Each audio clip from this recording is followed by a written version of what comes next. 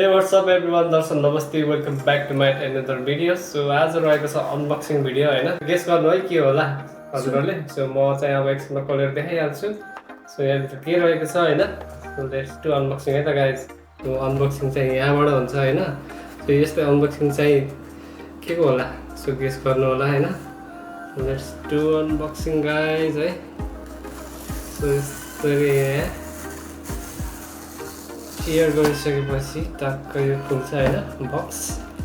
So यसलाई चाहिँ खोलेर हेरौँ है, अनबक्सिङ गर्दै जान्छु। सो म पनि एकदमै सरप्राइजिङ भइरहेको छु हैन, एकदमै एक्साइटेड छु कि। सो यो बक्सलाई चाहिँ खोलेर राखौँ। सो यो चाहिँ मेरो न्यू आइफोन हैन। सो यसलाई चाहिँ एकदमै खोलौँ। अलि नर्भस नि भएको छु। सो माफ गर्नु होला है यदि भिडियोमा केही मिस्टेक भएछ भने। सो यसलाई खोलौँ यसरी हैन।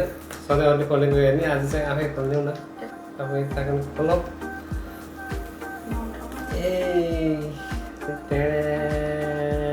लगेर त्यहाँभित्र के रहेको छ भन्दा आइफोन 16 प्रो म्याक्स लगेर चाहिँ निकाल्नु है।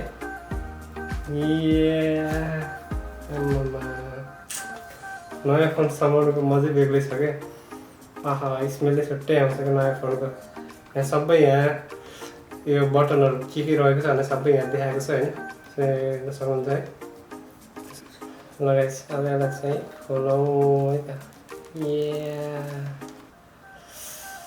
आम्मा बसेको चाहिँ कलर यस्तो रहेको छ। साइडमा चाहिँ यहाँ गोल्डन कलरको यो चाहिँ फ्रेम रहेको छ हैन।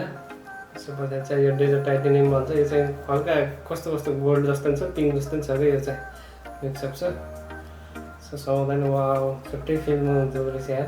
यहाँभित्र अर्को चिज रहेको छ। यो चाहिँ डाटा केबल हैन, data cable, charging cable. So सबैलाई थाहा भएको कुरा है। यो यति मात्र आउँछ आजकल हैन।